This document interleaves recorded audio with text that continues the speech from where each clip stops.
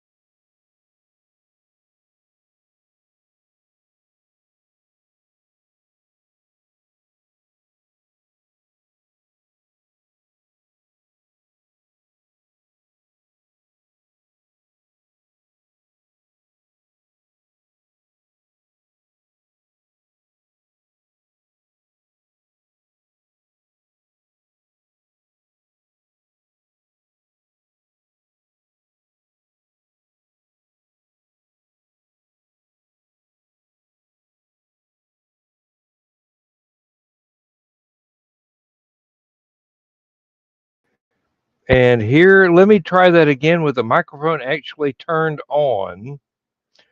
This is Last Man Standing. I'm Dan Hollifield. I'm stupid. I forgot to turn the microphone on. With me tonight, we've got Donna and Joe, and we've got Michaela and Rich. So, the house tonight. I'm sorry that you did not hear my eloquent introduction, but basically it was crap, so nobody missed anything. Well, it was a practice run. Really, it was a rehearsal, yeah. So there's not going to be any edited highlights. I'll tell you that right now. Kind of like the porn movies I was in. You just get the first one. That's all it is. Now, okay. Who is Hunter Freemeyer? He is a fan of mine that I got at, I believe we first met at QuadCon at the mall. But well, hello. He's one of my local fans. Yep, I would say a super fan, but Dawn is my super fan. and then I met Hunter at the Peoria Book Show. Yes. All right. He'd come to a couple different ones, but.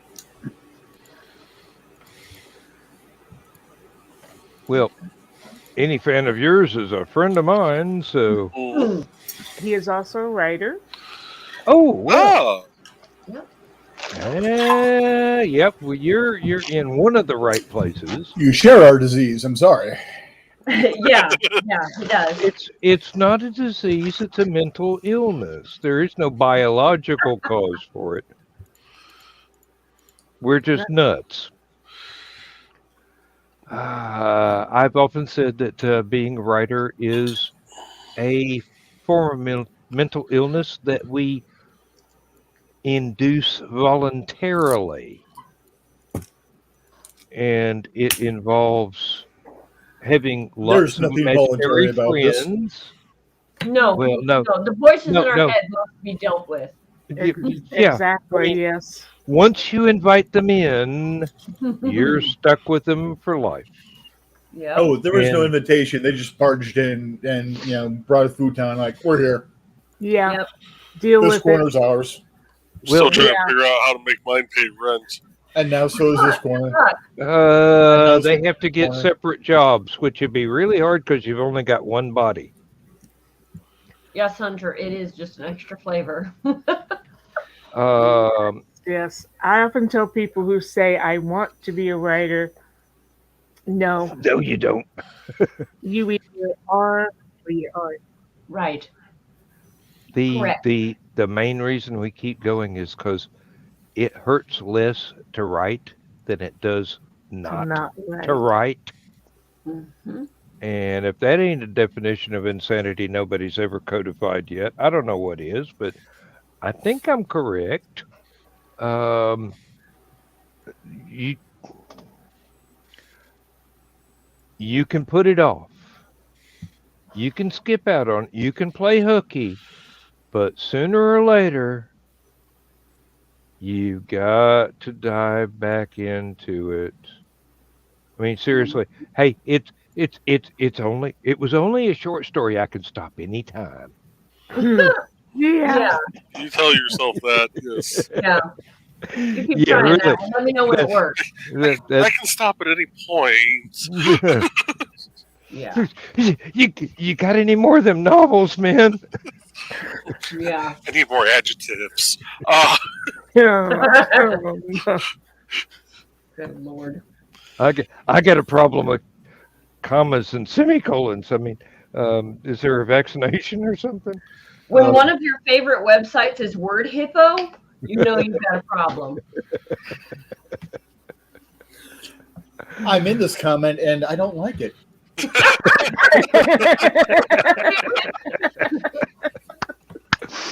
I use word hippo very, very often. I do too, because you get tired of he said, she said, he exclaimed, she exclaimed.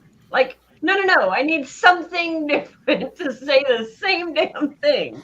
And then an editor will tell you, hey, take out all the alternatives. We want he said, she said. Yeah. Yeah. It 80,000 words, that's going to get boring. Yeah. Yeah, and the real trick is to mix it up to where, okay, a good lot of the balance. time it is Mhm. he said, she said, they said, and other times you get to use the more creative, more alliterative things, Right.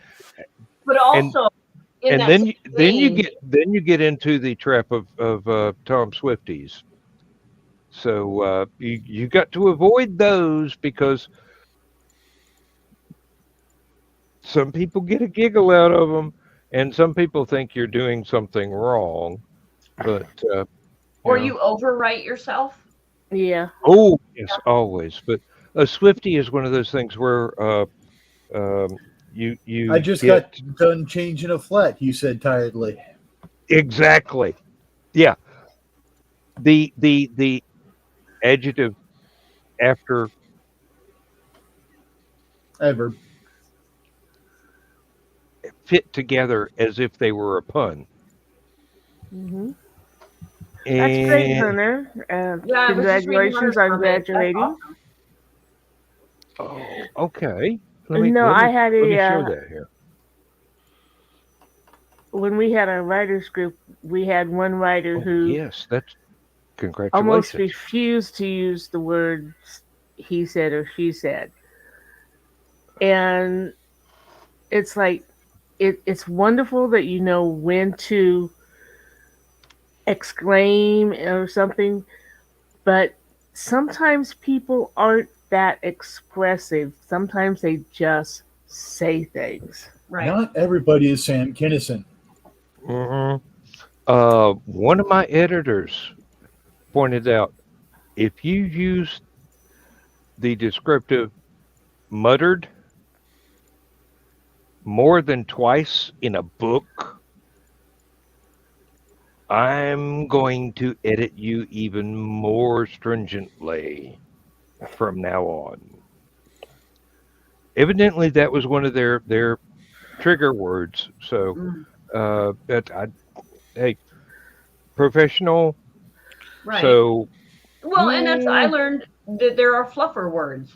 For lack of a better term, there are fluffer words. hmm yep, Mhm.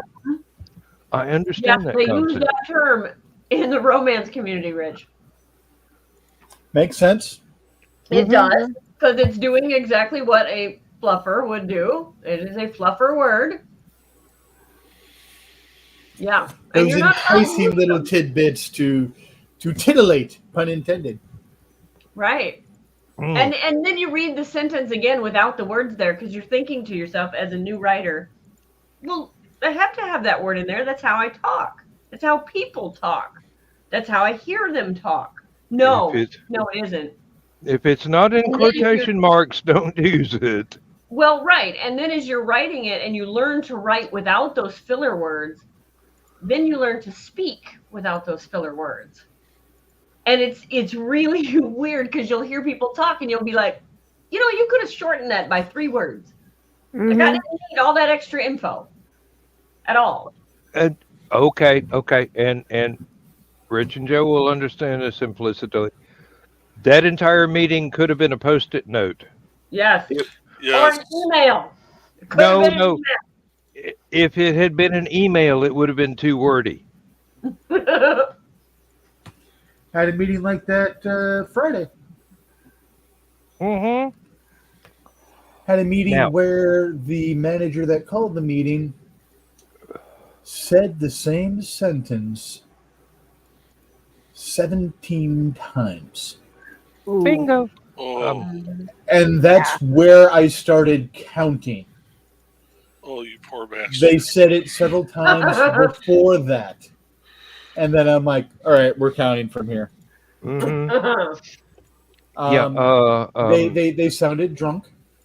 Oh no. Mm.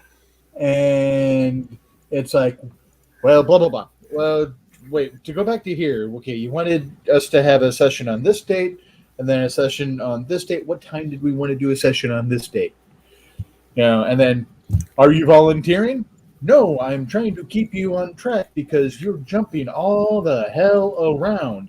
Mm. And I'm trying to make sure you keep your job so I can make sure that my job is guaranteed. Yeah. Mm-hmm. Because if we get someone competent in your spot, I'm superfluous. There's no reason to keep me.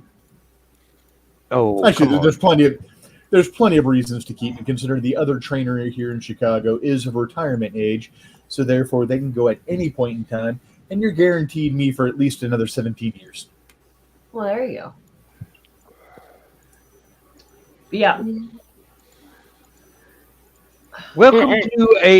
Welcome to another episode of Tidbits and Scribbles, folks. Hey, And if and you're, this is not picking on Michaela. It's just Well, you've got The way it writers in the room. We Yeah. tend to do this. yeah. Tidbits and Scribbles, the alternate edition. There you go. Hey, yes. and And if you're having a speaker, consider the age of the speaker. I went to a funeral once where the preacher should have been retired. He said the entire service 3 times. Oh God. Oh, And we were Well- on a and very not serially blended. very wet, windy hill in Missouri. And Aunt Donna was going, I think in this Oh my instance, God. the correct pronunciation would be misery. Mm-hmm. It usually is when I'm speaking of that state. And Hunter, congratulations. Hope everything goes well on the finals and whatnot. Please do dive back into your work in progress. Um, So is Hunter college age, high school age? College age. College. I've never Seems really like asked from the but I'm- context. Um, Oh no, repetition does not make for effect. No, repetition. Depends on how Repetition. it's used and how often it's used. mhm. Yep, That's and true. repetition can also lead to reader dropout. And They're trying to nowadays, enjoy something, not learn something. Right. uh-huh. Well, that's the other reason I mentioned the different words. Don't always think that, if I use the bigger words, people will think I'm smarter, so I'm a better author. No, No. not necessarily. Know your market. If you're writing Yes. for the brainier bunch, the Right. word snootier bunch, you want Well, to and go if you're those. writing But if something you're writing for something for the masses, right, common language. yes, Yeah, really. and that was something I had to learn really quickly, was that writing to market does not mean writing a subject, whether vampires is hot right now or cowboys are hot right now. That's not Or writing to steampunk. market. Yeah. Right. Yeah. Writing to market means knowing your audience. These days, people's attention spans are very short, even readers. So your books have to be fast-paced, and they have to have hooks all the time so that people are wanting to turn that page and read that next chapter and move on and quickly. And if people these days, the most of them, were to read something like Edgar Allan Poe, most of them don't have the attention span to keep up. Jules Verne is another good example of that. Fantastic H.G. writing, but Wells. very, very long-winded. Right. Very different writing. Like we were talking before, Mary Shelley. There's sometimes that I try to get into reading Frankenstein, and my brain's just like, no. Yeah. No. I've read it numerous times. I know it better than Back a lot to of front. people. But it's one of those that, there's times when I go to try to read it, and even though I'm familiar with that language, I love that language. It's like, no. Not today. Yep. It's like the people that watch anime. Sometimes you're like, yes, I want the sub, and sometimes you're like, nope, screw it. I'm too tired to read my movie. We're dubbing it. If you're in just that exhausted state at that point in time, you're going for the more familiar language. You're going to be like, I'll push this to the back burner. Maybe you get back to it. Maybe you don't. Right. Yep. But I am a big fan of reading stuff on my tablet and reading weird words, holding for a long pause, define. Yep. I like learning new words, but then again, I'm a writer. Right. And that's once- the thing. So the masses, they don't want to learn. They just want to escape. When they're reading books like mine. When they want to learn, they're going to read different books. They're not going to learn it from my book. You're not going to learn about building castles from my books, but you're going to learn that they're in a castle. I mean, but that's it. Like, that's all you get. Yeah, really. You don't need the construction details. Right. You just need Excuse me, pardon me. this is the great hall. This Right. is the kitchen. This Now is we're in the bedroom. yeah, really. and you don't even know whether or not they had to go upstairs or Right. whatever. It's this is the story. This is the setting for this particular scene. This is the set dressing. Let's blend it into one smooth milkshake. Right. Well, and I never wanted it to be like the guy on the front of Warrior Secret.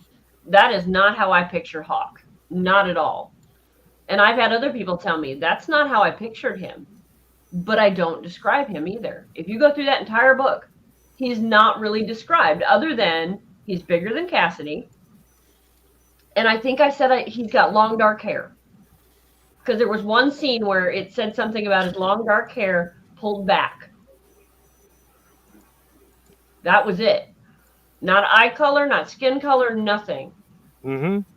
I did that with Tom Darby, actually.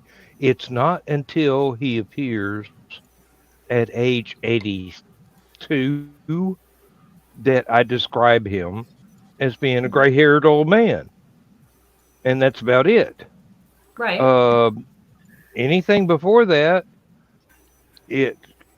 skin color, hair color, eye color, height, Right. weight, whatever. Well, and that's It's immaterial. Right. But that's how the readers can come to you and say, that's not how I pictured the main character. Okay. There was no, there was no specifics so that you didn't have to. You could picture your ideal, of Exactly.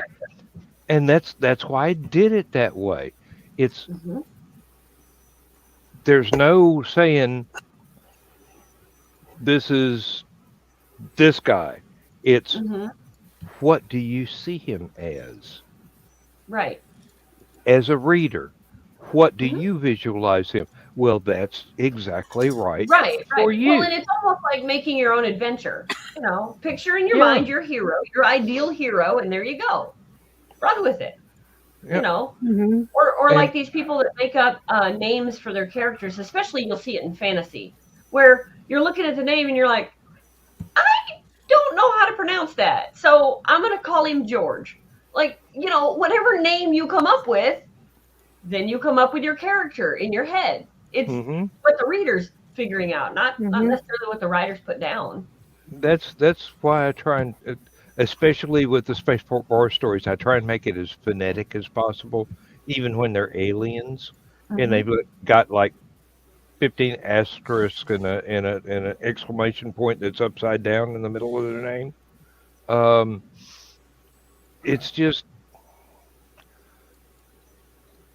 the syllables are there, the sounds are there. I know what I hear. And if I can communicate that to the reader, I'm doing good. If I can't communicate that to the reader, I need to work on that in the edits. Yeah. Going back to the other point, I won't say close friend, but I had an acquaintance who was writing a very detailed monograph on a historical serial killer. And he let everybody read the manuscript before he published it in this little elite group. And everybody's going, I don't think college professors with a complete unabridged Oxford dictionary is going to understand what you're saying without stopping every 30 seconds or every 3 words and looking something up. The thing about writing is it's communicating, not obfuscating. You don't try and hide stuff except if it's a plot point that you're going to reveal later. The language that you use has got to be what your readers can get a grasp of without having to rely on dictionaries or looking stuff up on Google. It should be more of they want to know it rather than, man, I've got to figure this word out so that I can continue the story. Yeah. And what really helps is when you use one of those highfalutin $5 and $10 words in a space with the verbiage around it, making it obvious as to what it means, exactly, even if you don't know the exact meaning, like squamous. It's one of those words that you're like, what the hell? But when you're reading it in Lovecraft, you get the feeling from the rest of the description of what squamous means. Right. Mm-hmm. And Right. it goes into several other writers as well. But the trick is, don't pull the reader out of the story going, "What's that word?" Yeah. You use the language that your intended audience understands the best. Now, And if you're if you want sprinkling in fantasy languages, make sure there's someone nearby that can lean over and like, you just call them a dog? Really? You know, oh yeah, to, yeah, to kind of get that translation Mhm. across. Mhm. Because sometimes those will take you out and you're just like, the hell? Yeah. I've got a character that starts off in the fantasy novel I'm now working on, now that I've turned in the Comet Impact story. Uh, he starts off very difficult to understand, but as the story progresses, he kind of changes his accent a little bit and starts using more accessible stuff. But it was not that I was trying to invent a language. It was just that this character had not been out in the wide world and was just learning how to communicate with ordinary folks rather than the ones in the college he was going to. So, Kind of like Crichton's use of language with even Feldad? Fedlin. Even Fedlin in 13th Warrior. He starts out not understanding anything except for the one guy who speaks Greek, which is their common language. But as he listens, things start clicking, and uh-huh. then everything just becomes a common language. Mhm. Hey, Yeah, Chris. yeah. That Hey, was Chris. done very well. Hey, Chris. Oh, Going yes, back to and Merry description. Mother's Day. Going back to descriptions, there are other ways to describe a person too. Um, in Hunter's Ridge, it's important to me that you realize just how tall BJ is. Mm-hmm. But I don't say he's 6'4", he's 6'7". In my latest book, Carly's talking to a very flirtatious Carney, and she's kind of laughing at him, and she's, oh, by the way, this is my husband. And the Carney turns around and looks up and up. Okay, BJ's a tall person. In another book, I demonstrate how tall Carly is by having her step up one step on the porch, and she and BJ are even. Mm-hmm. That sort of thing. Mm-hmm. Yep. Yeah, Exactly. Misty needs to stand up at like 6 steps before we're eating. Kind of like Lurchin Friday, huh? Yeah. Oh. And talking about using words, my two pet peeves are been and seen. I seen that and I've been there. But I have to write that way when I write BJ because Right. That's That's the the way they dialect. that's the dialect there.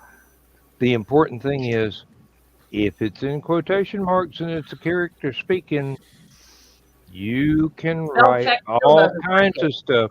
But when it is the narrator, it's got to be as clear and unambiguous as possible. Hmm. Yeah, there's lots of times that spell check and I don't get along. Well, and I've got to correct what I just said. In the Unless the grammar. narrator is one of the characters with their own dialect, Right. their own accent. Yeah, when you're So, writing a horror and fantasy mishmash of things, there's a lot of red. mhm. usually. And I'm not talking about the blood from the murders and the creatures, and usually just the red little pen, red, squigglies. yeah. It's like, no, Microsoft. I told you to add that to the dictionary. Yeah. Uh-huh. Yeah. Well, look at the old Dan story that I wrote completely in Appalachian dialect. Oh, Oh Lord, I bet that was God, a Oh nightmare. Lord, no, and I lived there. that would have My rivaled who else knows. family used that dialect. I knew every word. I even knew how to spell 90% of it phonetically, Hmm. As you and do. that's the way I wrote it. And I'm going spell check. Yeah. That's Uh, when you start to wonder if spell check is actually stupid. well, no, It- yeah. it's going. Is there an off switch for this one on this particular manuscript? Yeah. Yeah. Um, yeah. Spell check is only as smart as the people who programmed it, and you have to teach it. Yeah. Yeah. And that's why I hate speech to text programs, because apparently my dialect and accent is just far off enough that it doesn't understand half the things I try to say. Yeah. Mm-hmm. Oh, and I used to have this really unique problem with text to speech, where Mhm. I would use that back in the day to proofread stuff, and it turns out all the alien names and words came out correctly. But when people were speaking regular, normal English, I had to go in and correct the dictionary to get the thing to pronounce them like actual words instead of, oh, this is a random collection of letters that a computer thinks is a word. Mm-hmm. Mhm. Um, we've got fire alarms and other specialized things that are in a computer that pop up on the PA when something goes wrong, and no one has ever bothered to fine tune their pronunciation guide so that they actually sound like they're saying real words instead of word salad Mm. or letter salad in this case. Uh, Mhm. Yeah. Google Maps directions when you've got them on is like that. We have Let a local restaurant called Cahill's, and it's always Cahill. Cahill's. Yeah. Cahill. Yes. listening to GPS pronounce some of the things is just absolutely hilarious, especially when you have the different pronounced, like Hobart, for example. Hobart, Indiana. It's spelled Hobart, mhm. Mhm. Albert, you know. But my Oh, you favorite should. thing with Yeah. GPS is when it's telling you to get onto the highway and it lists off every road that highway is. Oh, Lord. Mm. So in this area, when I get on, if I'm heading to Chicago, it's take the exit to Interstate 80, Interstate 94, U.S. Highway 6. Yeah. And if you're not familiar Yeah. with it, you're going, what the hell? Which one is on the sign that I'm about to see? All Yeah. three. all of them. All three. Yeah, Yeah. okay. Mm. Well, I you don't used have to to say have put a. all three on there. I used to have a GPS that I had a British accent put on it, and that was fun listening to some of the Yes, the pronunciation. pronunciation. Now, My wife switched hers to that, and she calls her phone Jarvis. I would do that. I would But do that. Except I never turn the volume on for my GPS. I just go, all I need is a map, honey. I don't need you to tell me which way to go. Just show me the turns. Yeah. Our first GPS would scream relocating or recalculating is what it was. It's recalculating. And then it would recalculate. And the kids thought that was hilarious. So I would turn the wrong way just to make it say recalculating because they thought it was hilarious. So we did it a couple times. They thought it was funny. Well, then we're on a trip with my husband driving. He didn't think it was funny because it recalculated on him a couple times, and he didn't get the hint that she's not going to quit saying recalculating and rerouting your trip until you turn the way she wants you to turn. Or you get past the point of no return, Right, and then she gets the hint that you're not going the way she wants you to go. Yeah, and she then reroutes you. Now we have one that doesn't do it; it just reroutes you. I had to had to set up a waypoint to not the closest, not the fastest turnoffs to get to where I was going to go, but to a town that I'm going. I know the back roads from here. All I got to do is get on past these distraction turnoffs that are slow traffic, and just keep going until I get to there, and then I can turn this damn thing off. And if I was asleep, I could still drive home. I called my British GPS Daniel, and I swear that after a while, he sighed when he was going, recalculating. I think I've made mine do that too, actually. It's just like, okay, never mind. Just whatever. We'll just go whatever way you want to go. Yeah. Oh, I'm waiting for mine to go, dumbass. I have told you to turn left the last 5 miles. But getting back to spell check, you can't always add words to dictionary. No. BJ has very few G's that he likes, especially if they're at the end of a word. Yes, that could cause issues. And that is an accent. Yes. I don't want to add Renan because sometimes I may want to be sure that it catches. Renan. Oh yeah. And trying to teach a spell check to use the apostrophe at the end to indicate a truncated word. No. You might as well be trying to get them to do abstruse physics. You know, I have yet to meet a spell check that can actually be told that this is an accent. It's a variable. Not all the people in the story are going to use this accent. Some of them got very different ones. Oh, and see you later, Hunter. Stephanie is fond of. Hi, Hunter. Good night, Hunter. Stephanie is fond of using stuff where she's got a British character. She will change the actual spelling of words to the British spellings. Yes. Yep. I've seen that. And that's one thing as an editor, you have to ask, is this American or is this British? Is it, and the person, I have a thing set up on Fiverr, and some of the people that have come to me for editing, I can't take the job because they're from Indonesia or someplace like that where they speak differently than we do. And they don't want you to change the way they wrote it, but yet they want to market it to an American audience. Like, well, then this won't work. Pick one. Yeah, you gotta find the right cadence. Again, right to market. Yes. And so there's been a couple of them where I've had to say, here's my sample. And they were like, oh, no, this is all wrong. Like, well, you're not the editor, first of all.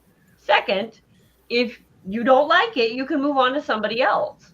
Yeah, really? And then they get upset with me because I rejected them. And it's like, no, we don't jive.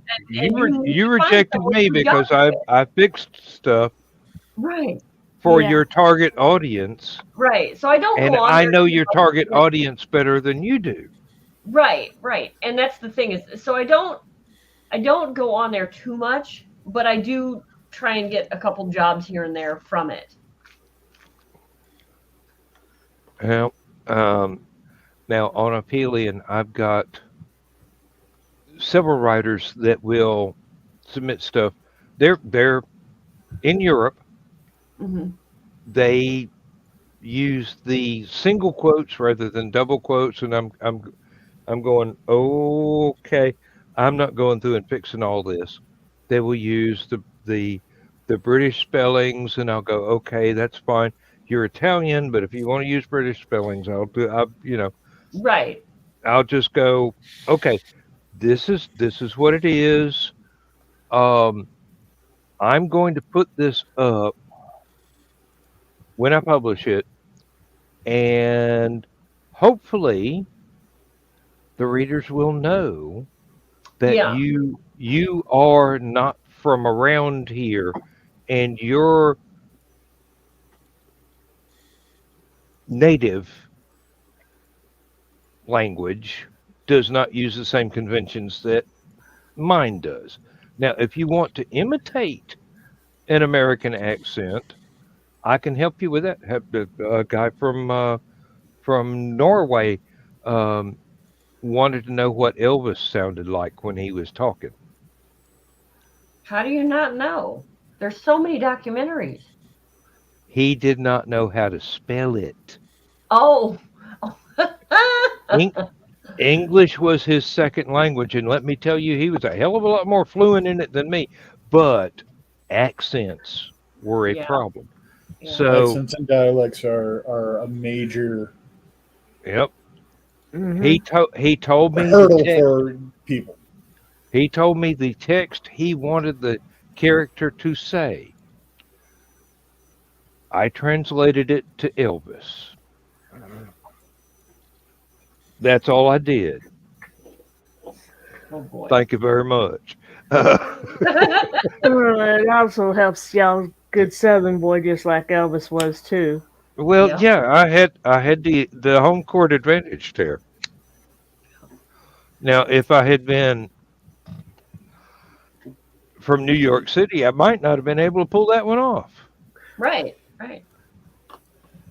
All right, guys. Well, Andy already went to bed, so I think I'm going to follow. It's been All a long right. day. It's been a pleasure. Thank you. Good seeing You are you. welcome Yeah, good to anytime. see you guys. Yeah. I'll see you later. All right. See you Bye later. bye. And I don't see any reason we should have to stop talking about writing. I mean, it's one of the things we do. We do, Yeah. yes. Although Joe does most of his writing in code. A quick side note on Elvis. I almost got fired because of Elvis.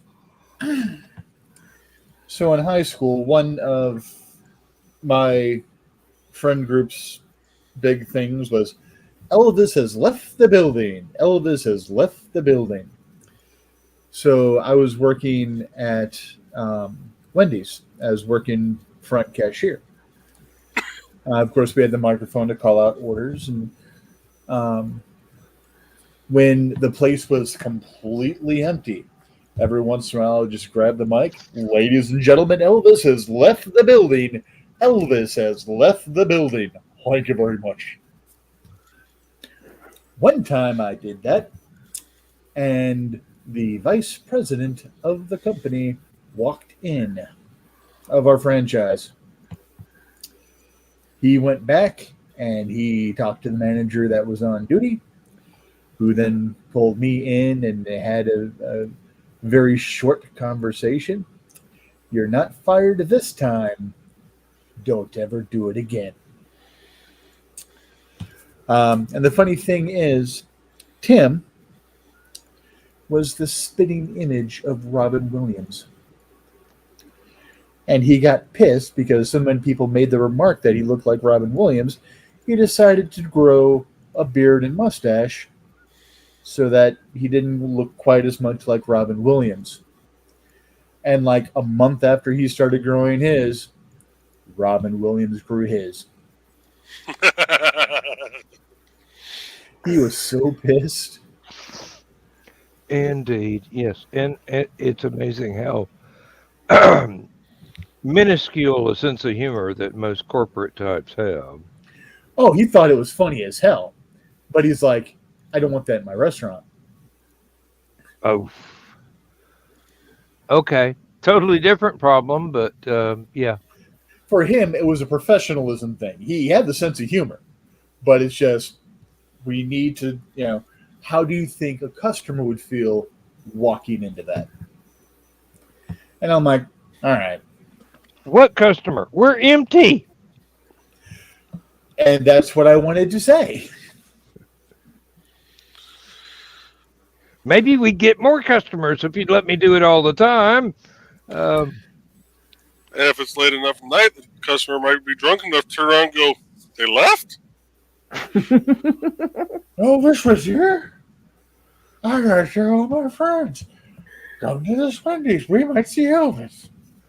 A motherfucker stuck me with a banana peanut butter sandwich that was deep fried. I mean, I got to pay the bill. I have known people that drunk. Believe me, it could happen. I have been people that drunk. It could happen. I know people sober that might say that. Yep. You don't need to call me out, Richie. I am here. And may I say just quickly, it's nice to be here with my harem.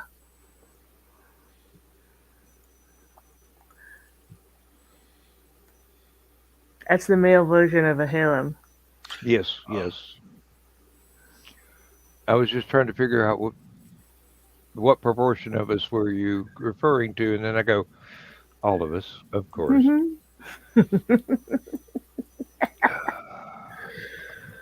I try not to not play favorites.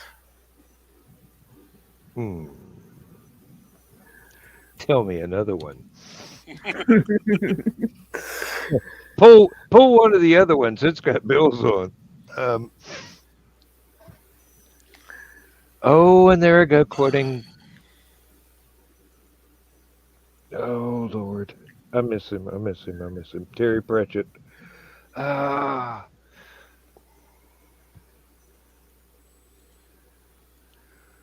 It's so.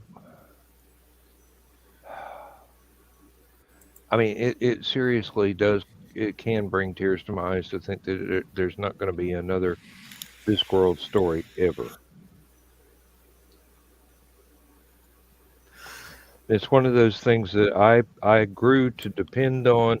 His publishers were sending me new books for review, and I'm going, you're sending me free hardback Terry Pratchett novels? Yes, please. Yes. And you better believe those were easy reviews to write. I mean, it's Terry Pratchett. Read it. Buy it. Buy 2 copies. Buy 3 copies. Give one to your grandmother. Maybe she's got a sense of humor. If she doesn't, she'll grow one. Yeah.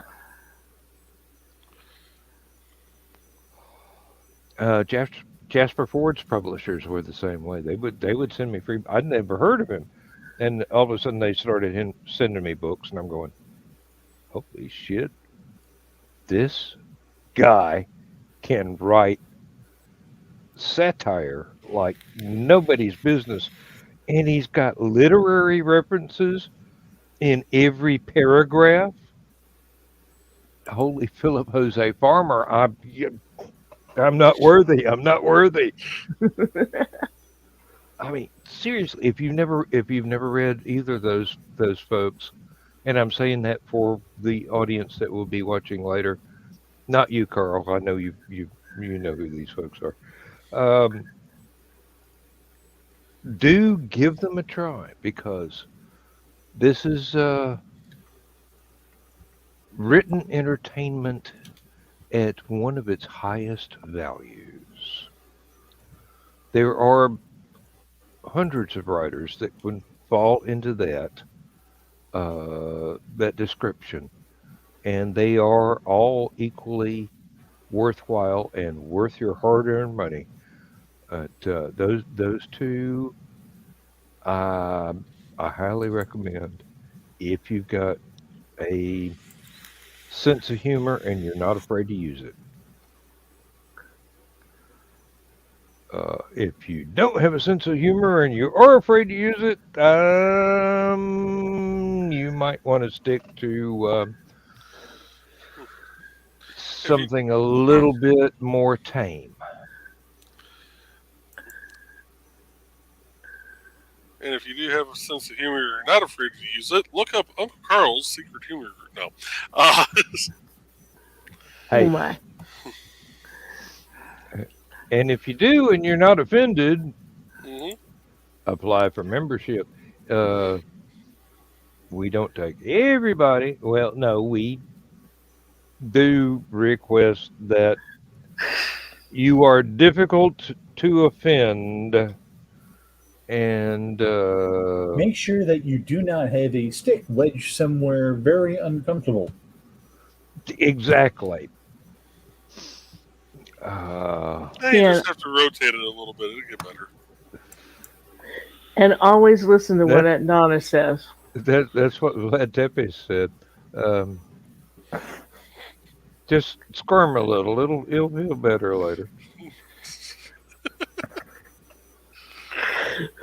Ooh. Okay. We aim to misbehave, and we're pretty good marksmen. That's Yep. right. And we haven't even gone into green room territory yet. Well, considering how last night's green room went, we've been pretty Yeah. much green room this tonight. Well, yeah, but It was a pretty serious night. last night was more group therapy than ribald humor. But we did have moments of that as well because it's us. I mean, seriously, we can avoid like that, like we can avoid breathing. Um, Sarcasm, double entendre, triple entendre, and further permutations. That's kind of what we do. And for some of us, occasionally that shows up in what we write. And it can either be entertaining or for readers who are more uptight, either confusing or I ain't gonna read this. Um, I am the world's worst at adding in obscure literary and pop cultural references to stuff that I write without explanation. If you don't get it, that's fine. It's not necessary. Later on, when you're exposed to that particular element of society, you may or may not get it, and then you come back and reread my stuff again, and you go, "Oh, wow! Now I understand." That gives a whole new dimension to this particular dementia. So, and I do it so well.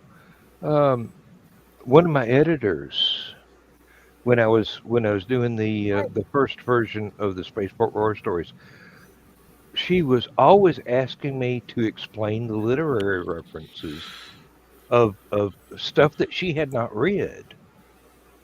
And I'm going, okay, I know I'm older than you are, but this is classic literature. Everybody should have a little bit of exposure to some of this, even if it's through some movie rather than the original book. These should not I'm be totally out of left field. I'm really bad about sprinkling in song titles, even if they're misspelled, to bring in either titles or chapter titles, or even just Daddy asleep? a weird, strange utterance of someone Mhm. in one of my stories. Like I've got a story dealing with Furies that I call Hell's Bells. Mm-hmm. I totally understand. I do, and I like it. and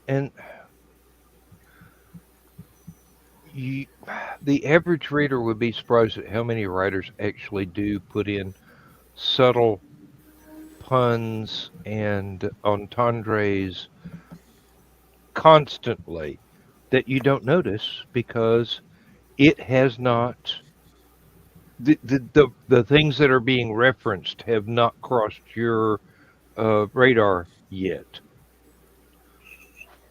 If and when they do, It's an in joke for those who know, and they yeah, know. and your perception of the world gets just that much wider. Um, it's not required. It doesn't keep you from enjoying the rest of the stuff if you don't But get it's a the joke. nice If you don't, Easter egg. yeah, really. For those who do know, you go, you went there, you actually went there. Take my money. And if it's a memorable enough scene or occurrence that happened in your story, that's going to stick with that person later on, and they come up against the original reference, they're going to be like, oh, son of a. That's what they meant. Oh, yeah. Um, there have been several times when I have referred to stuff that only people who would read either late 1800s literature or early 1900s literature, and I use the word literature loosely because they're great books to me. They might not be a college teacher's idea of literature, but So you're uh, looking H.G. Wells, Jules Verne era H.G. Hmm. stuff. Wells, Jules Verne, Agatha Christie, um, Just don't Marjorie expect me to read Allingham. any. Oh Yeah. yeah. Just don't expect me to read any Hemingway. What does a Hemingway? About 5 pounds, as I recall. I found him extremely boring. Yeah. And well, now if your thing is oh Lord, how could I describe this without being insulting? Don't think I can, so let's just skip that one. Um, one of my favorite writers uh, had one of those books where he has a short story and then has a preface and an afterword that describes how he came to write the story and why and the influences and everything. And his big deal was write short sentences because that way the reader does not get bogged down in anything. So they're rushing along, they're flipping pages like crazy because it doesn't take them long to comprehend all the concepts that are in there, even if they're complicated concepts, because the action is propelling them forward through the entire thing. And he said, I don't describe myself as a science fiction writer.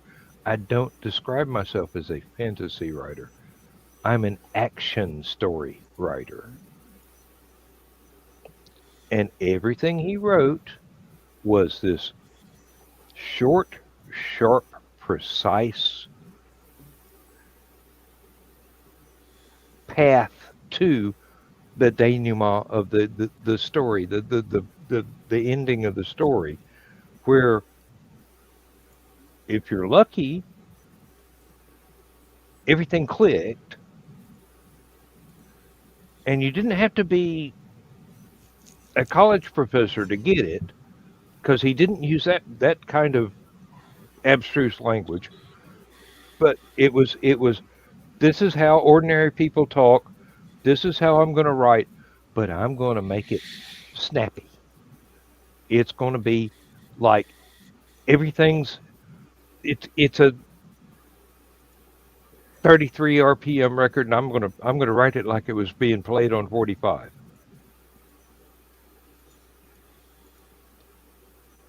in your brain, you don't hear the chipmunks, you hear the 33 RPM, but you're just moving. The story whizzes by. That's I won't say it's that difficult to do. It's a habit to get into if you want that kind of rapid paced storytelling for your stuff. Some people, they're very leisurely in their narration, in their characters speaking and everything. It's just kind of flows smoothly but slowly, and there's nothing wrong with that. A lot of people have made a lot of money writing that way. A lot of people have made a lot of money writing the short sentences, the snappy sentences, and the keep the reader turning pages uh, sort of mystique that he was going after. Um,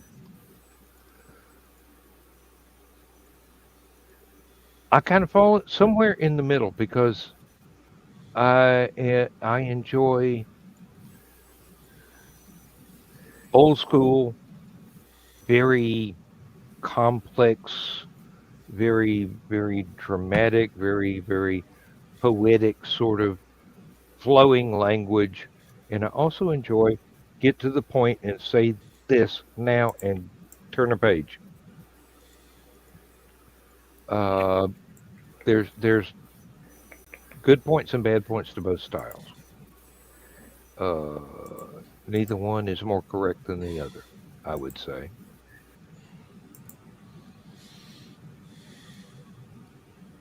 Somebody stop me.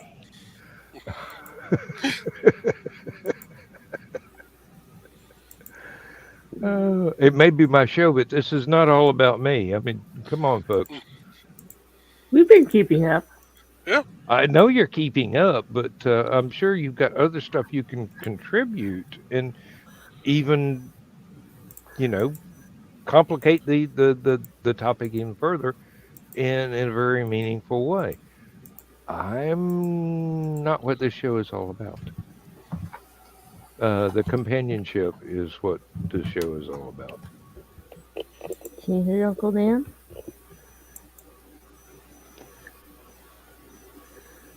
Here, kitty, kitty, kitty. Can you Purr hear for me, Uncle kitty, Dan? kitty, kitty. He's almost asleep. I have that effect on people. Dad, he finally got Dad to bed, so Oh, it's time for mommy cuddle time. uh-huh. Yes. Oh, Lindsay decided that today was when we hooked up the portable air conditioner in the bedroom.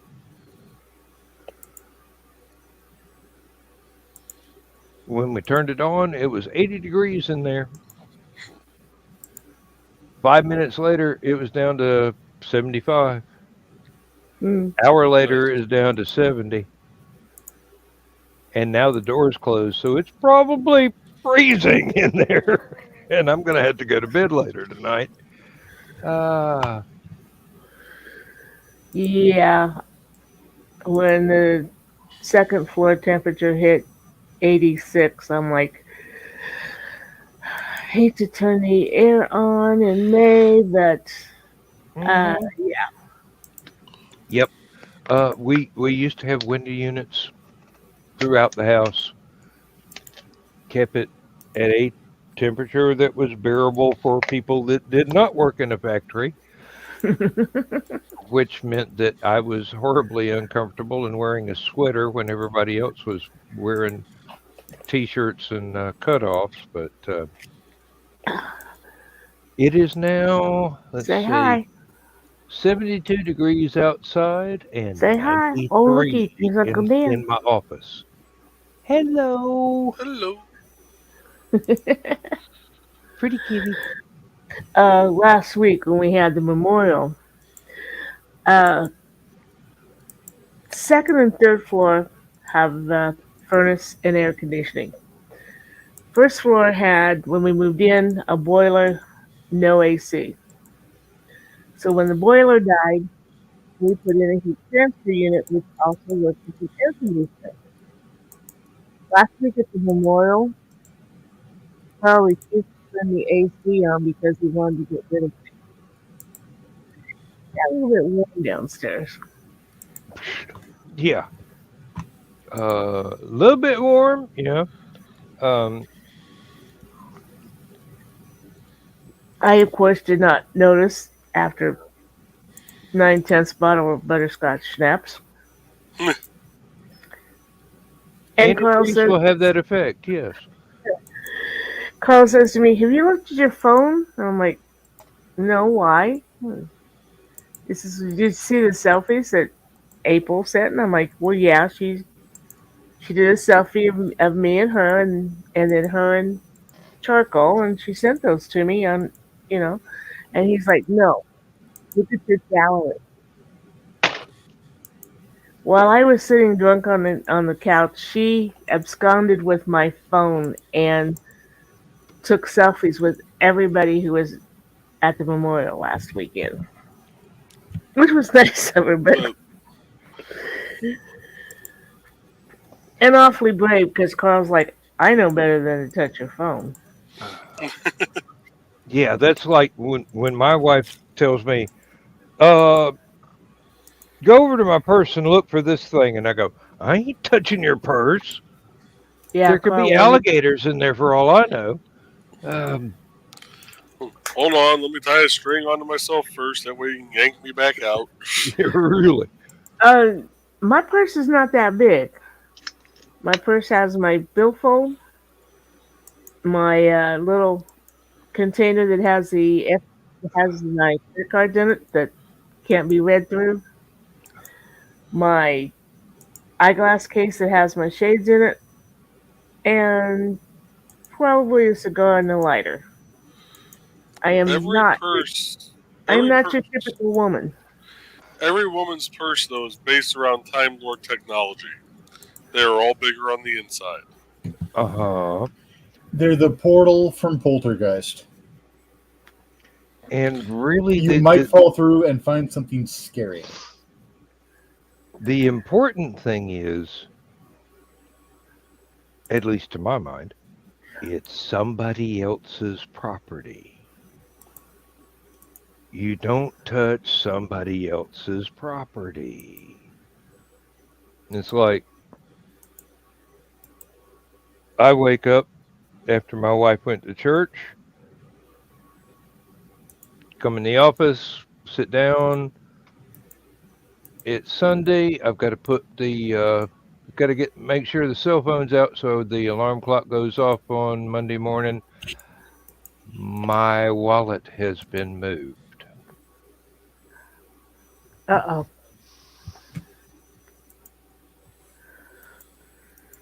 Now, this usually happens only when a church group is going out to a restaurant and she needs tip money that has to be in cash. She's going to pay with one of her cards for whatever meal she gets. But being old school, tips need to be cash. So I approve, and I'm still going, my wallet has been moved. I can imagine this going on in a woman's mind when I'm told, get something out of your purse, and I'm going, not if you hold a pistol on me. No, I ain't going in there. That's yours. I ain't touching it. There could be anything in there. Yeah. Now, I like to have tip money when I'm going to a larger uh, restaurant because those owned by large corporations will use that information to work into the waitress's salary to say she's making minimum wage. Uh huh. So no. Then she gets cash, but she can hide part of that. I used to do that with Pizza Hut. It I always know. worries me that the waitress won't get it, Mm-hmm. but the kid that comes and cleans up the table afterward will. Ouch!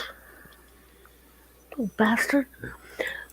That's why you hand it to your waitress on the way out. Uh-huh. Exactly. Mm-hmm. And go, hey, don't want anybody else to have this but you. Mm-hmm. Don't know how this place works. But Well, yeah. Yeah, when they bring the bill, that's when I slip them the tip. And also I want them to know this is how much I appreciate you. Because I used to be a waitress. I can tell a good waitress from a bad. Mhm. I can tell when she's really busy or when she's acting busy.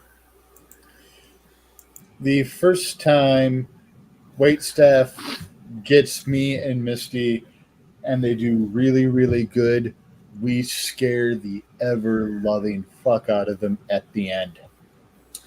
Because we ask for the manager. And then in their mind, they're replaying, oh my God, what did we do wrong? And as soon as we get to the manager, we're like, there's nothing bad going on. I'm used to the service industry from being on a help desk perspective.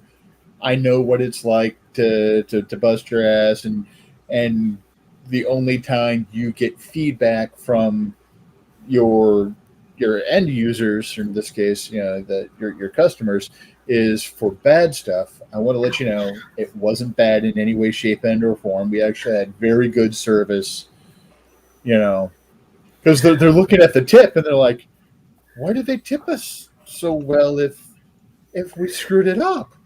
Did that once to a waitress at Denny's in Kansas City, Missouri. And when the manager came out, told him that we wanted him to know not only was she an exceptional waitress, that we couldn't believe we were at a Denny's because the service and the food was so good.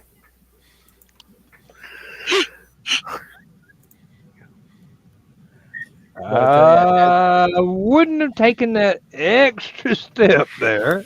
But, Well, the guy I was with was a bit of a horse's ass, but they appreciated it. But usually from that point forward, when we walked into the restaurant, if those waiters and waitresses saw us, they would start fighting amongst themselves. Sit them with us. Sit them I with got us. this table. No, you don't. Yep.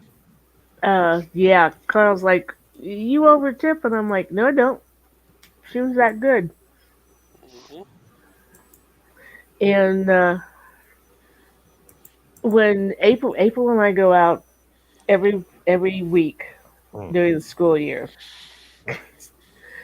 and we each leave a $5 tip, although our meals may not have even come to $15. We go in rotation to these 5 different restaurants, and we're there for 2 hours. Really early in our drinking career, my best friend and I and another friend would go to TGI Fridays. We would buy a meal and then buy probably $100 worth of alcohol each and pay about 50% in a tip. So we paid for about $100 worth of alcohol. We drank about $300 worth of alcohol. And then we'd also have the bartender come over and like, hey, here's a new drink I want to try to put in rotation and blah, blah, blah. How's it taste? And he would make enough for everyone that was at our table. So yeah, we took our tipping philosophy from Steve Martin from My Blue Heaven. I don't believe in tipping. I believe in over tipping. Well, that's like back when I was going out with the girls back when I was single. You get to know the waitresses when you're there every week, and they get to know you. It's like the night I met my brother-in-law, and he thought I was drunk. My waitress knew me so well that when I got back from the dance floor, she gave me a Tom Collins glass of ice water because she knew I was the designated driver that night, and she knew that I was going to be hot and thirsty after coming off. I drank it right down. My brother-in-law, who is still in his uniform, watches me, and he's trying to pick up my drunk friend. And that SOB gave me a sobriety test right there in the middle of the spot. Which was with him, I was in his bed. Next week, I meet Carl, and amongst the funny stories I tell him is this one about the cop. And the next day at work, I told my friend, I said, I told Carl that story about the cop. He thought it was funny too. My friend's like, you shouldn't have done that. His name was Witzman too. They might be related. So next time I see Carl, I go, oh, you know that cop I told you about? His name's Witzman. Are you related? He hangs his head and goes, yeah, that's my brother.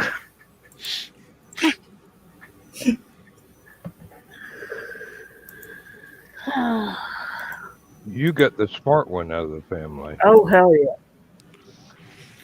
Well, his sister's pretty smart too, but. Well, yeah. The only reason I can get away with saying that is because I'm never going through that state in my life, so I'm not going to get pulled over. Well, he's retired now, so you don't have to worry. Unless you go through Oakwood.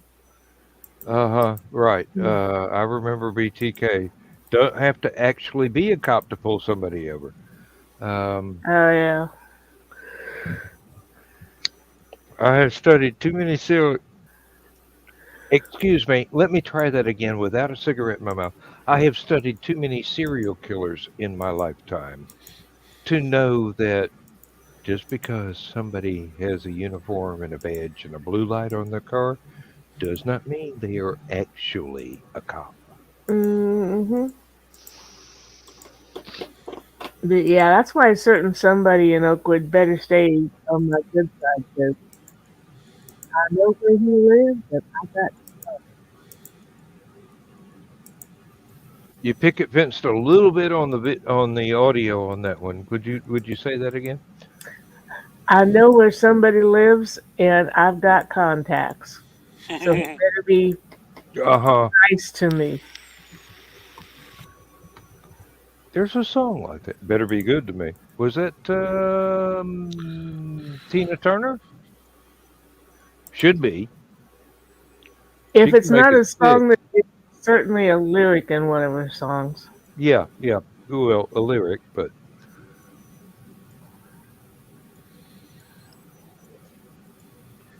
Okay, gotta look that up. I'm sorry, my memory goes, hey, I know that phrase, and then I got to figure out where I know it from. Nothing wrong with that at all. I hope not. Misty gets mad at me for that. I hit the wrong button. That's all right. We know where the correct buttons are. Yes, you do.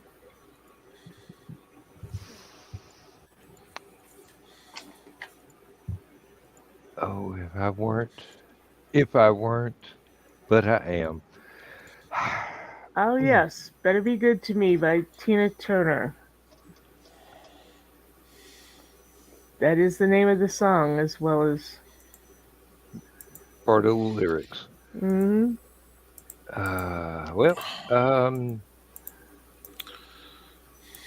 I do have a phonographic memory. Mm-hmm. Well, and I've got a memory like a steel sieve. I've got a mind like a rusty, or like an iron trap, rusty and illegal in 37 states. I blame it on the drugs. Steroids. I blame it on my sister landing on my head as a child. I had nothing to blame it on. Blame it Well, on the rain that was falling. I sure as hell can't blame it on steroids. So in drama, so this is back when Milli Vanilli was Oh, really okay. big. Our stage manager's name was Dwayne, and he was dating one of the girls in the cast, and we'd always sit there and start singing, "Blame it on Dwayne that was falling," because she actually spoke a little bit like Elmer Fudd. She got a kick out of it. He did not. I actually managed to swallow my beer with that. I'm very proud of myself. There was not a spit take, involuntary or otherwise. Hi. Superpowers, I'll claim it. With this group, yeah, that certainly is a superpower. That is true. Well, that's one of the things that I absolutely love about both shows and the green room is that the humor is not only eclectic, but it is quite often I could fall out of my chair because y'all tell some of the best stories. I mean, seriously. I couldn't make this stuff up if I had a Hollywood contract to write a movie script. Which you And couldn't that's right the now thing. because they're on strike. Could write one on spec and send it in when the strike's over.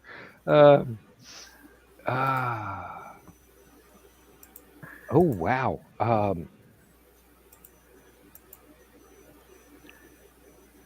That's egotistical. You can't say that. Oh, Why? yeah, you can. Sure you can. Go ahead. When's that ever stopped us before?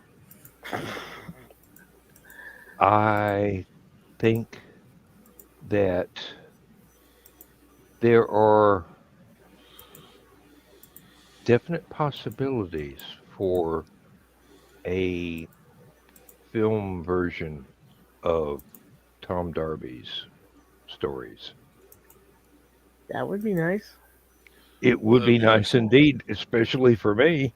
Hmm 2% of the gross, please. Not the net, the gross of everything. Uh,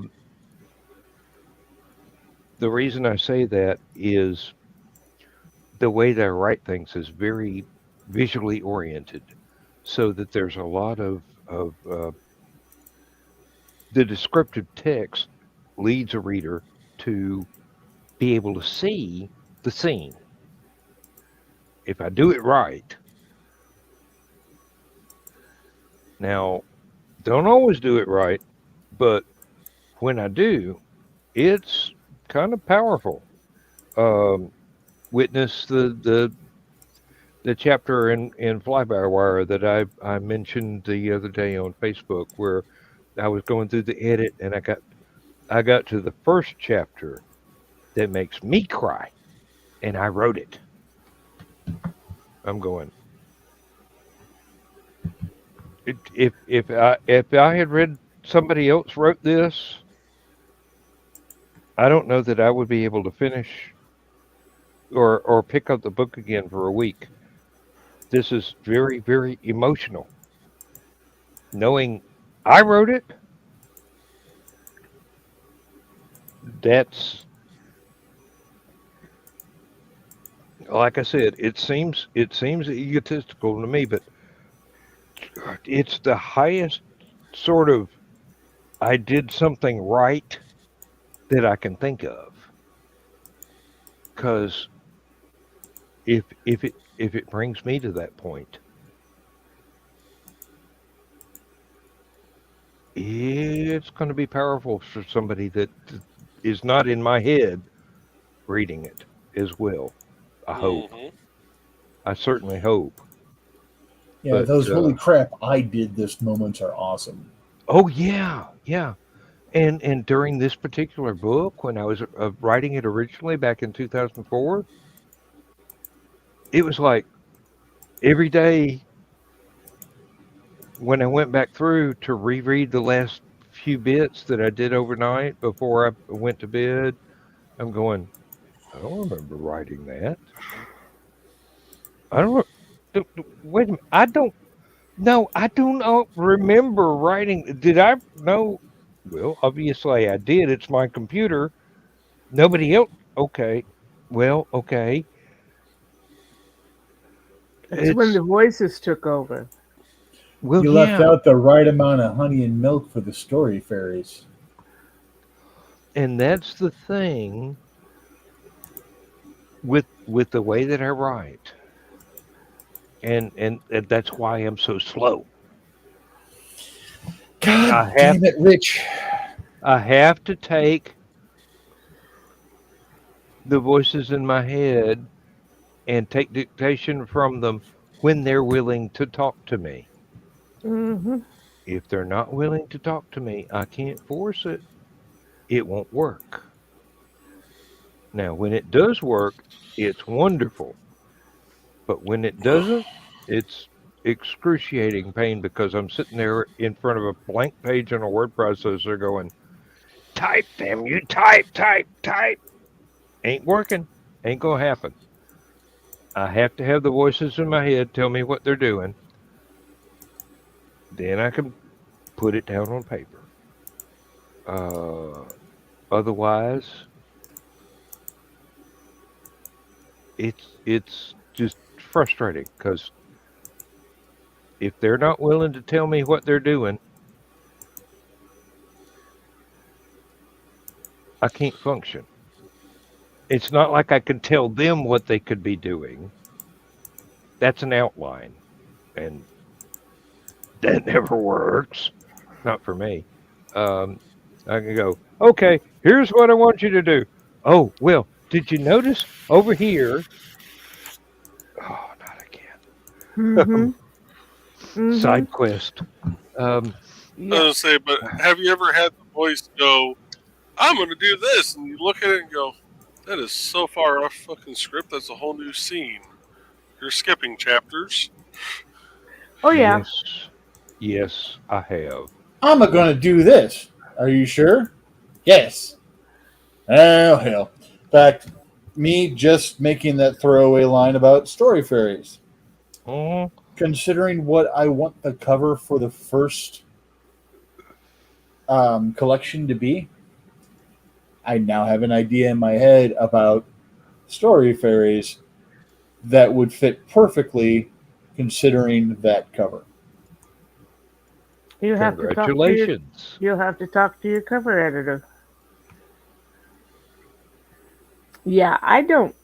I don't think I've ever written a story from beginning to end. It's chapter, chapter, scene, part of a scene, and then let's see how all of this goes together and hope that it goes together.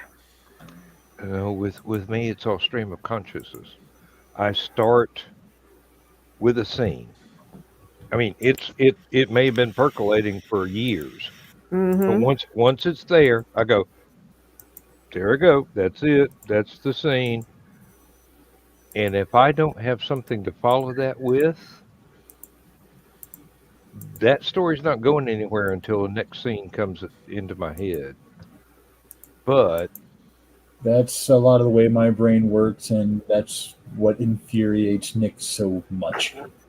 uh-huh. But But there's nothing you when can it's do about it. yeah, when you're hot, you're hot.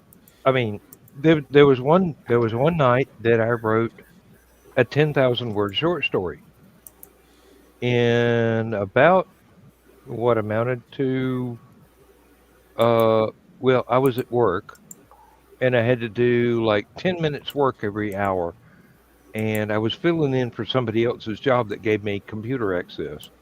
So I pulled up a word processor. I just started a story from nothing. 12 hours later, minus the 10 minutes work each hour, I had a 10,000 word story. Beginning, middle, end, in jokes, references, everything complete. And it became a chapter in a larger piece. Um,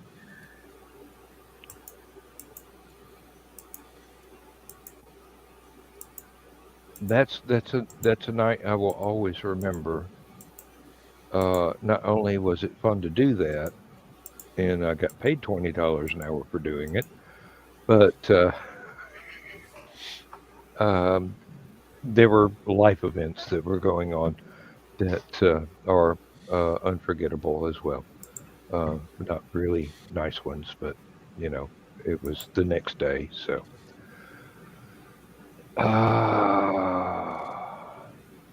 into every life a little rain must fall. Mm.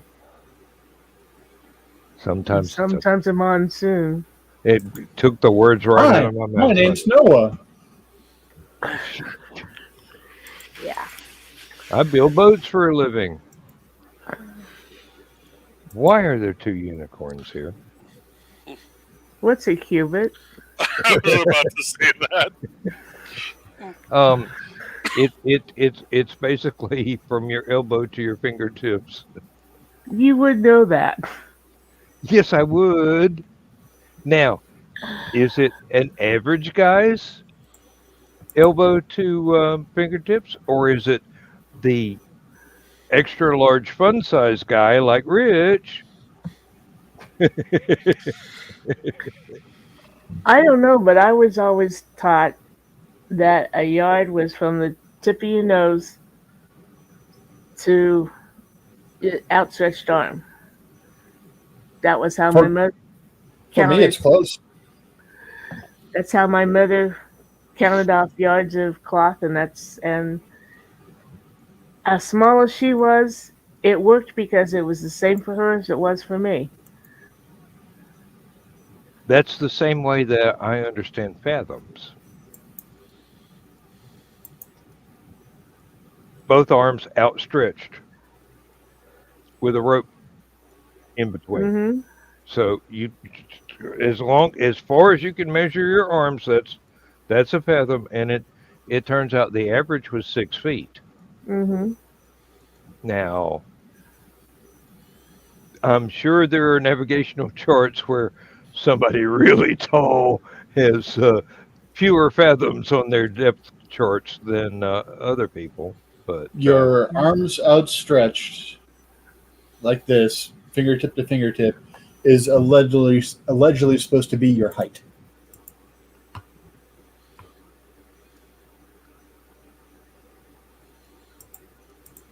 oh, That would explain the long arms on some people.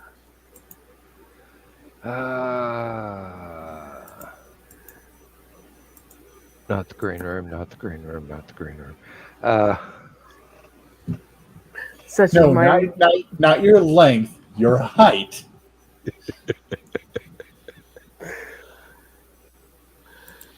And if only my girth matched.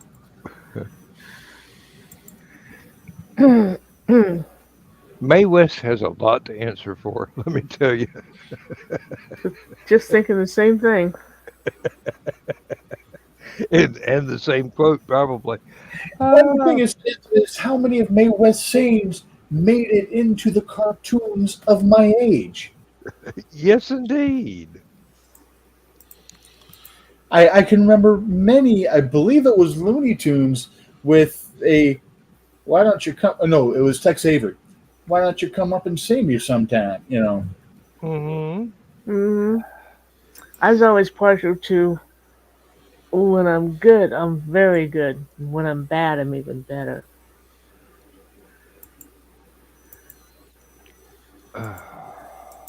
Yes, Totally Dan. sounds like a Jessica Rabbit thing.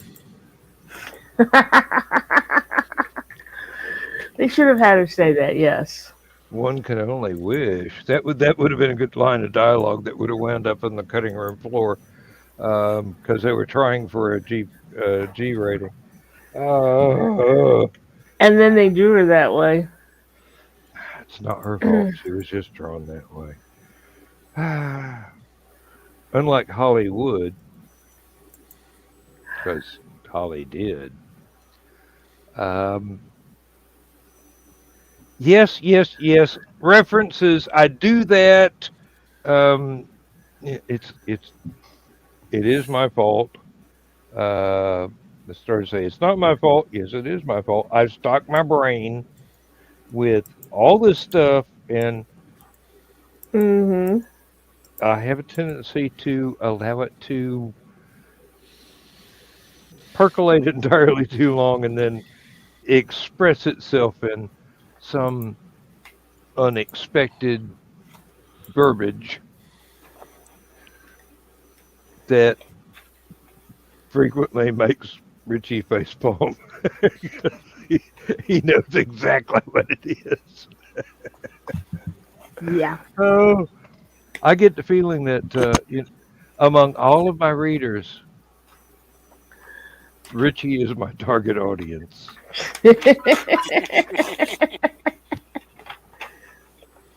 Very possible.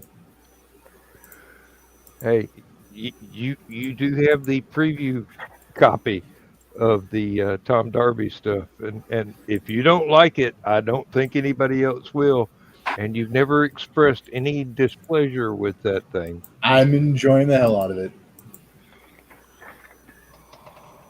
Now, I expect to be taken to task over the almost racy stuff that I did the 1940s draw the curtain and let everything happen off screen.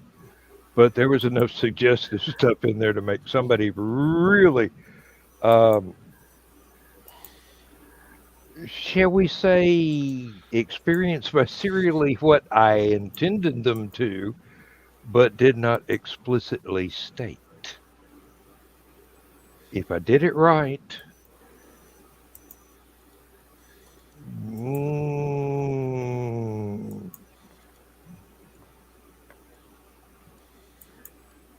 I have no way to end that sentence without being in the green room. Um, seriously, no. There's absolutely no way for me to end that sentence on camera. If I did it right, I did it right. And people will be either enthusiastic or displeased that I did not take the next step. Um, I'm sorry. I'm more of one of those let things happen off screen kind of writers.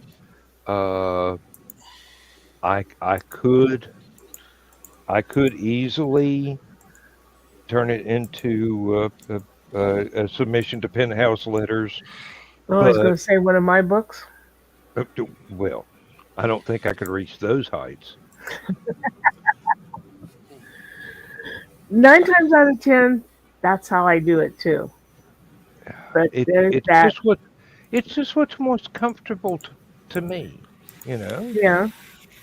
Now, other writers will want to take the next step, and they do, and that's perfectly fine. And I have no problem reading it. Um, It- and I It's think I think it's absolutely wonderful if the writing is that good. And usually with the people that I read, it is that good. So it's just not the way I write. it's not that I wanted to take that step. Well, okay, Seduction of Lily Monroe kind of demanded it, Mm-hmm. but on the other 2 books that have parental advisory banners across them and at the book shows, it's what the voices told me. No, you, it's got this scene has got to be in this. Mm-hmm. You have got to explain. for some people. Like most people know how to do this, I don't care. You got to put this down, and you got to listen to the voices in your head. Hmm. I'm looking forward to one day being able to have the Mandan Peoria Heights label on one of my books.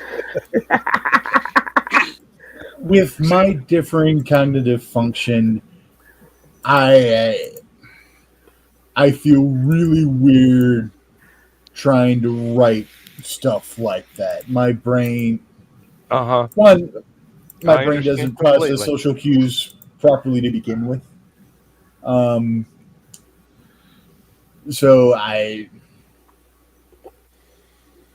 it feels really weird and creepy trying to write it. So I think it would probably come off as really weird and creepy to anyone trying to read it. Yep. So Because sometimes anything you like that, need weird and creepy. I fade to black. Yeah. Yeah. There's Exactly. sometimes you might Exactly. need weird and creepy. Sorry, I don't fade to Um, black. I pan to the fireplace. Yeah. Yep. Yeah. hmm And if you're really feeling frisky, there's one scene where the ring falls off her finger as it pans to the fireplace. Well, And See, that's 1940s movie trope right there.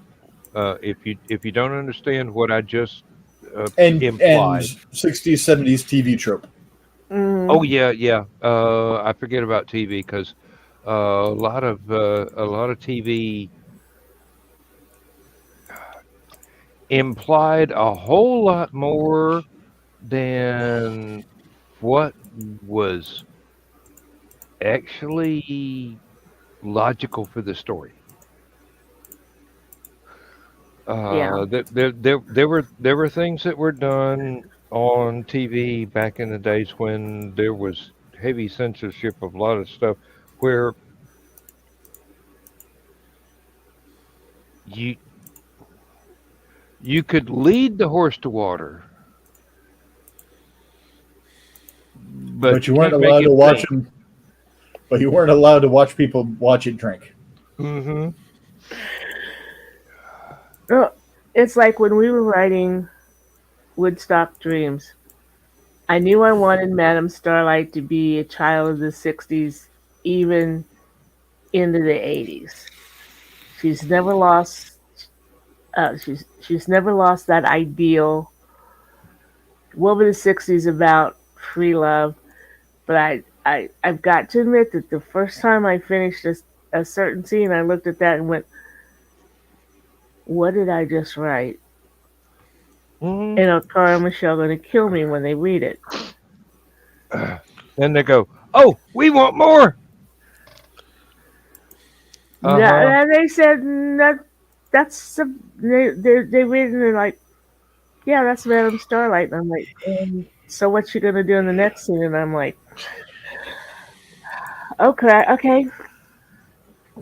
Get us Have a banned in Peoria Heights. Well, the funny thing is, we didn't get Woodstock Dreams published at the time of the Woodstock reunion because we had a stupid agent that told us nobody would be interested in Woodstock reunion, which turned out to be not right. Afterwards, Michelle's like, "Can I borrow that shower scene for one of my stories?" Because she writes romance novels. And I'm like, "Make your deal. You can have the shower scene if I can have the rights to publish this book whenever I can talk well into it." And she says it's a done deal.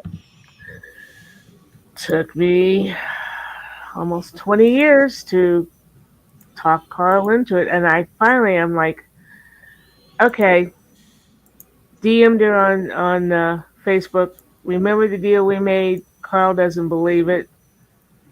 Could you repeat it here so he can read it?" So she's like, "Yeah." I took her shower scene. If you guys want to publish the book, go ahead. And he's like, okay. So that's how Woodstock Dreams finally got published. And it's been one of the best sellers for some reason. There, oh God, I don't believe I'm saying this. There is a shower scene in one of the Tom Darby stories in the new book that will be coming out this year. There's nothing explicit in it at all, unless you have a very active imagination or an unfettered libido, and then all bets are off. You, the reader, reads into it what they bring to the actual experience of reading the story. Um, if they are so inclined, there's a lot of stuff in there. If they're more conservative or younger, then they don't have the faintest idea of what's going on, except it's kind of hot. And if they're really conservative, they're going to think it's, penthouse letters. But it's all in the reader's perception of how the scene plays out, what they imagine is what I was going for. Imagine this. Here's a totally innocent set of words that does not say anything, does not describe anything except two people having fun in a romantic way. What you read into it says more about you than it does about me. Let's just say at the end of the shower scene, Joe looks in on his $1,000 Italian suit that is pretty much ruined by the water in the shower and it's now running onto the floor. And he just grins and says, it's worth it. Mm-hmm.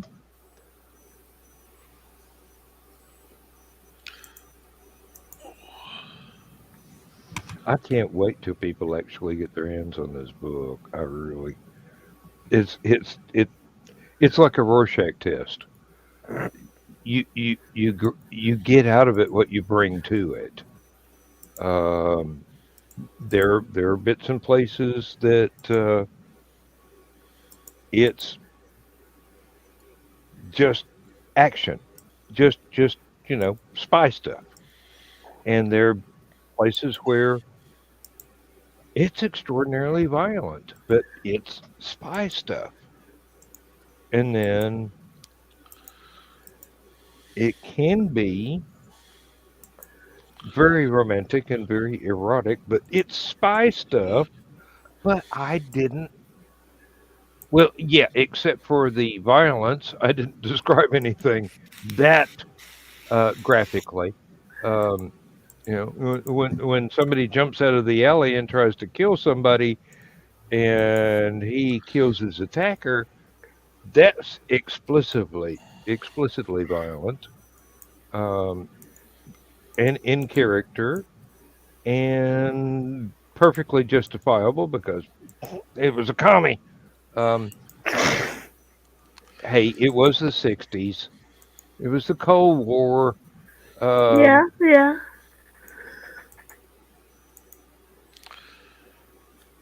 Well, folks, I know we're about at the end of the show, but I'm going to dip Yep. out a little early because I've spent about the last 6 hours in front of my computer. So, and this is the most time I've spent in front of a computer in quite a while. So, It's time to take a nap. it's time to see if I can stand still. And, yeah. Remind your legs what blood flow means. Yeah, I think they've forgotten. Um, Reintroduce your body to a mattress. yes. I'm going to give my pillow some head and my bed some ass. Good night, folks. Night. Goodbye, Joe. Night, little brother. No, we only got 10 minutes anyway. Yeah, I know. I'm so glad that each of y'all keep coming back week after week, because you know, uh, as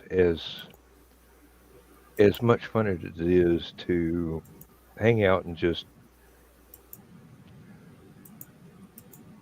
be friends together. Something like tonight's show, where there's so much writer stuff going on. It's hopefully it'll be educational for somebody who's watching that's uh, beginning their quest to be a writer. And yes, one does not seek to be a writer. One actually cannot escape being a writer. It's one of these things in your mind that goes, I've got all this stuff in my head. I need to write it down. When we do that and we develop the skills to make that comprehensible to a reader, you get this buzz of, oh wow, this is good, this is good, this is really good, I hope somebody likes it. And then in the back of your mind, further back, because I don't care if anybody likes it or not, I do. And yeah, my best, no, I won't say my best audience. I write stories that I want to read that nobody else has bothered to write. If other people enjoy them, I get a thrill. If they're willing to give me their hard-earned money to have their own copy of some of it, I'm over the moon. And I think this is kind of typical for a lot of writers, if not every writer. You there are words in your head you cannot escape, so you type them out. Sooner or later somebody else gets to read them, and you hope desperately that they appreciate the not the skill that went in, but the imagination that went in to creating this little playground for them to explore. And if it's good enough for somebody to want to pay for, that's icing on the cake right there. There are things that I've written that I don't care if anybody else ever reads. I had fun. I enjoy reading it myself. There are things when I go, oh, I hope other people like this. And then there are things where I go,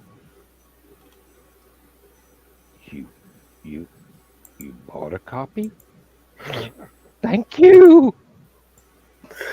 You know, Yeah. there's so many different levels in that sort of thing. And yeah, it was Heinlein said the greatest deathless prose that anybody can ever create is those little words on a small slip of paper that says, pay to the order of, followed by your name. And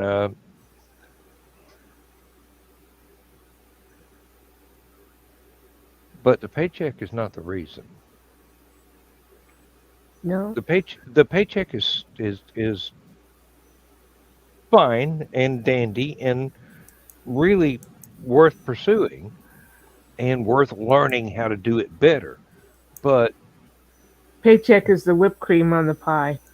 the act of creation is the thrill that we get. Mm-hmm. And I don't know any writers that don't have that absolute joy at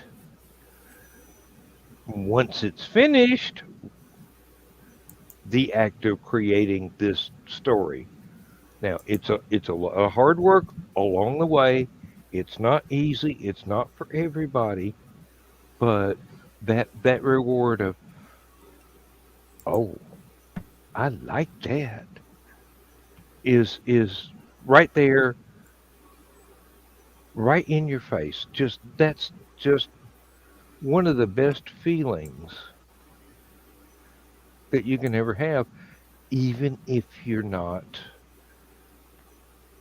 on the level where you feel like you can sell stuff, but you probably are. If you get to that level of, hey, I like this, you're probably ready to start finding a market.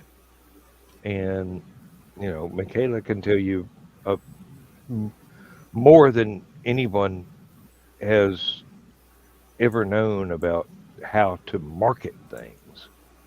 Um, but the act of creation Mm-hmm. is this extraordinary ego boost when you do it right. Mm-hmm. Now, when you don't do it right, it's still an ego boost, but nobody's going to buy it. So, I never thought anybody would want to read what I wrote because I didn't write for anybody. But when I was a freshman in high school, I wrote my first Man from Uncle story. oh, And I was writing it, I finished it during um, a free period. And a friend in my class saw me doing it, and she's like, "What do you have?" And I said, "Well, it's just a little story that I wrote up." And she asked if she could read it. I'm like, "Sure." Can't believe you want to, but okay, yeah. So I gave it to her, and she read it, and she come back and said, "When's the next? When are you going to write the next one?" I never thought about writing the next one. yeah, when somebody tells you they want more, you go, deer in headlights. Okay. Didn't think I would get this far in this amount of time, but Yeah, I mean, it was just a little something I'd written to amuse myself. I had a writing assignment in a college English class, and the teacher gave us a set of 10 sentences that we were supposed to include in the story and create something from that prompt. I turned it into a Lovecraft story because I'm just strange that way. And that was what I was reading the most of at that time. It's a very weird story. Um, I probably couldn't recreate it now or find a copy, but I wish I could because it was like a 2-page short, Hmm. less than half of a flash fiction, probably less than a quarter of a flash fiction. But you know, beginning, middle, end, Plot twist. I didn't know. Had no idea. Had not studied anything. Had never really given any idea to expanding my creativity in that particular direction. But now, look what I do for fun. Comp and grammar and I never got along. Hmm. So I ended up failing my 11th grade comp and grammar course. I think it's partly because the teacher was a bitch and didn't like me, but I talked my guidance counselor into letting me take creative writing instead of comp and grammar to make up those credits my senior year. Take creative writing and advanced creative writing. Enjoyed it, had a blast. My second time going to college, I went back for my English 104 class, which is a comp grammar class, which I failed the first time around. But took it, and the teacher I had treated it more like a creative writing class. First day of class, all right, give me 10 sentences about yourself. And I'm like, all right. I just started naming off like really weird things. Like, actually, no, I take it back. It was write down 10 things you can't do. So I'm like, I can't give birth. I can't juggle 3 water buffaloes, blindfolded, stuff like that. And just for those 10 can't statements, and just reaching for just the really weird and obscure stuff that is very, very true, but nobody would think of. I can't. And then she's like, all right, now take all of those statements and change the word can't to won't. And just, just that simple, technically 2-letter replacement. Mm-hmm. And how much changes. She's like, now your I can't juggle 3 water buffaloes blindfolded now becomes I won't juggle 3 water buffaloes blindfolded. And wouldn't that make a great article to write about trying to balance work and school and life? And I'm just like, damn. So I just started trying to come up with just the weirdest shit.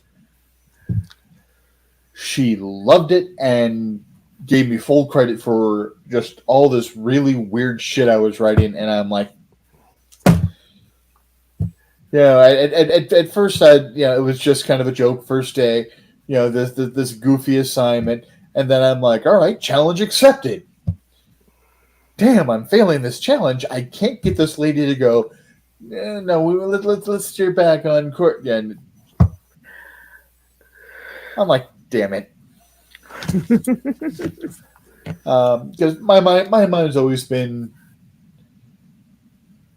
non-normative. We'll go there. Non-normative.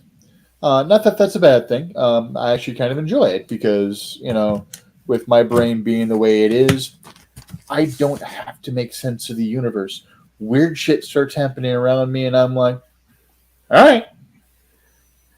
Piz. Mm-hmm. Where other people would just be like, Yeah.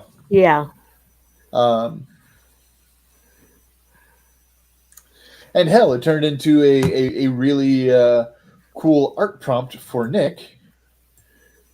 That is now the cover of IndieCD.org.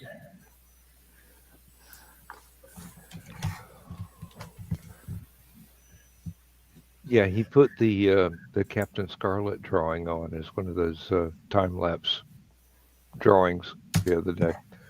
And I'm just looking at it and I go, I hope you read the story, Nick. It was dedicated to you. I hope you read it. Seriously, and it was the second time in 2 months that talking to Nick or watching him draw something prompted a story.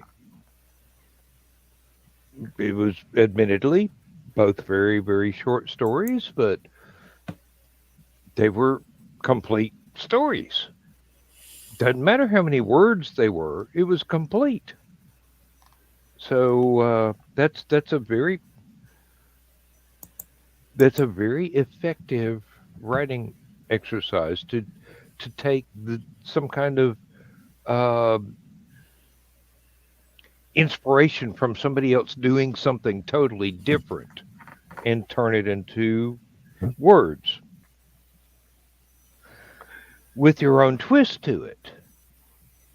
You don't have to slavishly follow their prompt, but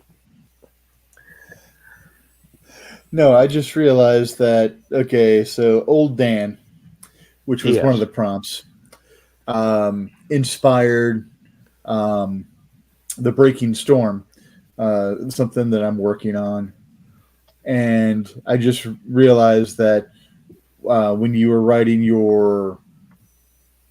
um, your story about seeing the ship flying no flag and going to chase it and Mhm. stuff like that. My um, spontaneous utterance for a suggestion for the title inspired something along the similar veins of um, uh, the Green Hornet for pirates. Kind of a deal where it's people think that they're actually a pirate, but they're not, so they don't fly flags and they draw people in close and then pounce and stuff like that to get rid of the pirates. That's a great idea. Yes. Um, so, which, funny enough, actually melds with a story idea I've had since my first time in college, um, which is my brother's keeper's storyline, where you've got a king that's got a bunch of siblings, and in every generation, there's always just a ton of siblings, and it's the king is always named after the father, and then all of the brothers are named after the king's brothers, and then they are, in birth order. They're shipped off, so the second born, gets shipped off with his, their father's first youngest brother, etc., and so on down the line, to basically intern at the feet and be raised by this sibling to fulfill the role Excuse me. that they filled for the kingdom, and I call that brothers keepers. Um, and it's one of the brothers grows up to take over the mantle that his uncle filled, which his uncle fulfilled a dual role: leader of the mercantile fleet, but also they had a second ship and a magic amulet to change their appearance, and they would go over to this second ship, and then they would pretend to be a pirate scouring the seas, getting rid of the merchants that were doing shady stuff and spying and getting rid of pirates and stuff like that, but at the same time making it look like they were harrying the king's fleet.